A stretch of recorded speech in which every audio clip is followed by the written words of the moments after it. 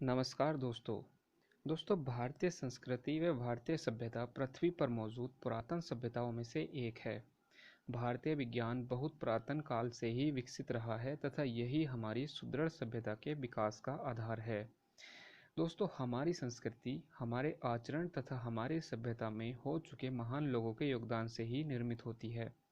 अपनी संस्कृति को जीवित बनाए रखने के लिए हम प्रतिवर्ष उन महत्वपूर्ण घटनाओं के दिनों को त्योहारों के रूप में मनाते हैं। दोस्तों, यही कारण है कि हिंदू धर्म में प्रतिदिन त्योहार आते हैं, क्योंकि यहाँ बहुत ही पुरातन धर्म है और इतने लंबे समय में ऐसा एक दिन भी खोजना मुश्किल है जिस दिन कुछ भी घटना घटित ना हुई हो। दोस्तों, आज मैं उन्हीं त्योहारों को लेकर आपके सामने उपस्थित हूँ और आज आपको बताऊंगा कि क्रमशः कौन सा हिंदू त्यौहार हिंदी महीने की किस किस तिथि को पड़ता है। दोस्तों, पिछली वीडियो में हमने जो देखा था उसमें था हिंदी महीनों का ज्ञान, तो जिसमें मैंने आपको बताया था हिंदी महीनों में तिथियां जो है किस हिसाब से चंद्रमा की गति पर निर्भर करती हैं और हमारे हिंदू कैलेंडर में कितने महीने कौन कौन से महीने होते हैं और उनके महीनों के नाम और तिथियों के नाम थे। दोस्तों, इस वीडियो में मैं आपको बताऊंगा कि हिंदू महीनों में किस महीने में कौन सा त्यौहार पड़ता है। तो दोस्तों, चलिए शुरू करते हैं। दोस्तों, सबसे पहले आता है नववर्ष प्रारंभ। तो दोस्तों, नववर्ष प्रारंभ जिस दिन आर्य समाज की स्थापना दिवस भी मनाते हैं और हमारा विक्रमी संवत जो है कैलेंडर उस दिन भी शुरू होता है, जिसे 2077 हमारा विक्रमी संवत इस समय चल रहा है। हम उस तिथि को बोलते हैं चैत्र शुक्ल प्रतिपदा। यहाँ पर हमारा जो प्रतिवर्ष कृष्ण पक्ष और शुक्ल पक्ष में जो प्रतिमास बटा होता है तो वो यहाँ पर शुक्ल पक्ष से शुरू होता है। तो दोस्तों, चैत्र शुक्ल प्रतिपदा हमारे हिंदू वर्ष का प्रथम दिन होता है। दोस्तों, उसके बाद अगला त्यौहार आता है रामनवमी। रामनवमी होता है चैत्र शुक्ल की नवमी को। उसके बाद अगला त्यौहार आता है हनुमान जयंती, चैत्र शुक्ल पूर्णिमा। आपने सुना भी होगा गाने में, दिन पूनम का और चैत्र सुदी बजरंगबली का जन्म हुआ। दोस्तों, ये वहीं से है, क्योंकि यहाँ पर चैत्र शुक्ल पूर्णिमा को हम हनुमान जयंती मनाते हैं। दोस्तों, अगला त्यौहार आता है गंगा दशहरा। गंगा दशहरा होता है ज्येष्ठ शुक्ल की नवमी को। और दोस्तों, उसके बाद गुरु पूर्णिमा आती है। गुरु पूर्णिमा आती है आषाढ़ मास में। आषाढ़ मास होता है जब बहुत ज़्यादा बादल छाए होते हैं। गुरु पूर्णिमा होती है आषाढ़ शुक्ल पूर्णिमा को। दोस्तों, उससे अगला त्यौहार आता है शिवरात्रि, जब ये आती है श्रावण मास की सप्तमी को, कृष्ण पक्ष की सप्तमी को। दोस्तों, उसके बाद आता है रक्षाबंधन। रक्षाबंधन श्रावण शुक्ल पूर्णिमा को आता है। उसके अगला त्यौहार है कृष्ण जन्माष्टमी, जो भाद्रपद कृष्ण पक्ष की अष्टमी को आता है। उसके बाद आता है श्राद्ध। दोस्तों, श्राद्ध जो है भाद्रपद की शुक्ल पूर्णिमा से अगले दिन से शुरू होते हैं, जबकि हम शुरुआत मानते हैं कि भाद्रपद शुक्ल पूर्णिमा को। पूर्णिमा से हमारा अगला महीना शुरू हो जाता है, तो उसलिए हमारे श्राद्ध माने जाते हैं। दोस्तों, उससे अगला त्यौहार आता है नवरात्र प्रारंभ। नवरात्र जो होते हैं वो अश्विन शुक्ल प्रतिपदा को होते हैं। और उसके बाद जो हमारा त्यौहार आता है विजयदशमी या दशहरा, वो होता है अश्विन शुक्ल दशमी को।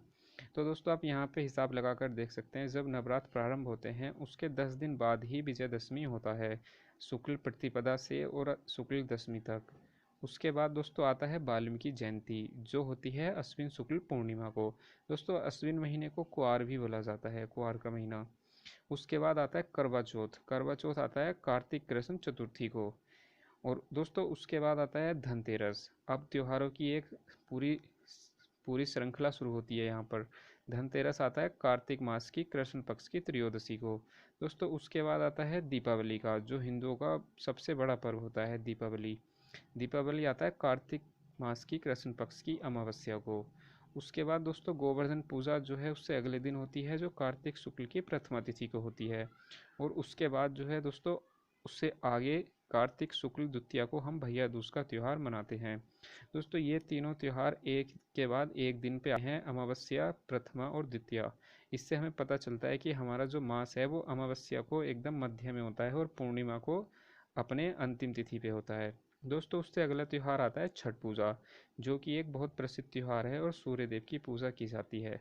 तो यह भी अमावस्या के 6 दिन बाद कार्तिक शुक्ल पक्ष की षष्ठी को पड़ता है। दोस्तों, उसके बाद आता है गंगा स्नान, जिसे हम गुरु नानक जयंती को भी मनाते हैं। तो दोस्तों, ये आता है कार्तिक मास की शुक्ल पक्ष की पूर्णिमा को। इस दिन हमारा कार्तिक मास खत्म हो जाता है। दोस्तों, उसके बाद आता है बसंत पंचमी। बसंत पंचमी होता है माघ मास की शुक्ल पक्ष की पंचमी को। दोस्तों बसंत पंचमी के बाद आता है महाशिवरात्रि का त्यौहार।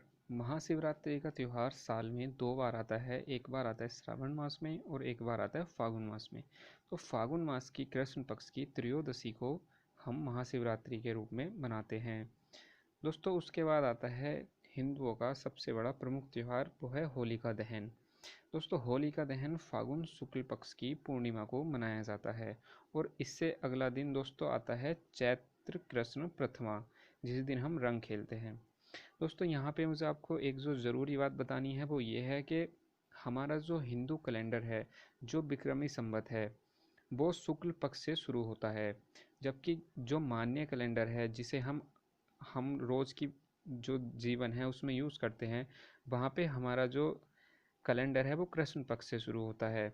तो यहाँ पर अगर हम देखें तो रंग खेलने वाला दिन चैत्र कृष्ण प्रथमा को है और हमने जो कैलेंडर के शुरुआत में पहला दिन देखा था वो चैत्र शुक्ल प्रथमा को था। तो दोस्तों जो आर्य समाज द्वारा और जो विक्रमी संवत द्वारा जो फिक्स कैलेंडर है उसके हिसाब से हमारा जो दिन है वो शुक्ल पक्ष के हिसाब से नववर्ष शुरू होता है, जबकि जो जो हमारी रोज़ की ज़िंदगी है उसमें हम कृष्ण पक्ष से एक कैलेंडर को शुरू मानते हैं। तो इसलिए होलिका दहन 2 तरह से होता है। होलिका दहन वाला दिन या तो आपके वर्ष का अंतिम दिन होगा या फिर अंतिम माह के मध्य में होगा। तो यहाँ पर समझने की बात यह है कि 2 तरह से हमारे हिंदी महीने डिवाइडेड हैं, एक होते हैं अमांत और एक होते हैं पूर्णिमांत। तो जो महीने पूर्णिमा पे ख़त्म होते हैं उन्हें हम पूर्णिमांत वाली तरह से देखते हैं, और जिस कैलेंडर में हमारे महीने अमावस्या को ख़त्म होते हैं तो उन्हें हम अमांत के रूप में देखते हैं। तो दोस्तों यहाँ पे जो नववर्ष प्रारंभ होता है वो होता है अमांत के हिसाब से, और जो ग्रामीण क्षेत्र में या फिर जो रोज़ की ज़िंदगी में चलित है उसके हिसाब से हम पूर्णिमांत महीनों की गणना करते हैं। तो जो हमारे महीने होते हैं वो पूर्णिमा को ख़त्म होते हैं। तो दोस्तों यहाँ पर अगर आप इस बात का ध्यान रखेंगे तो आपको सब चीज़ें एकदम से समझ आ जाएगी। तो दोस्तों ये थे हमारे त्योहार जो कि हमारे महीनों के किस किस तिथि को आते हैं, वो मैंने आपको बता दिया है। दोस्तों इसमें बीच में किसी भी त्यौहार में आपको कुछ भी देखने की ज़रूरत नहीं है, क्योंकि सिर्फ शुरुआत और अंत ही उसका अलग होता है, महीनों के नाम और पक्ष के नाम वहाँ पे सेम रहते हैं। तो दोस्तों ये थी आज की जानकारी। आप में से कुछ मित्रों ने कहा था कि हमें त्योहारों के बारे में बताएं। तो दोस्तों अगर आपको अन्य कुछ जानकारी चाहिए तो आप मुझे बता सकते हैं, और अगर आपको किसी भी तरह की कोई शंका है इसमें तो आप कमेंट करके बता सकते हैं। दोस्तों आपने वीडियो को ध्यान से देखा, इसके लिए आपका बहुत बहुत धन्यवाद। अगर आपको वीडियो पसंद आया हो या आपकी कोई भी शंका रही हो तो ज़रूर कमेंट में बताएं और वीडियो को लाइक करें।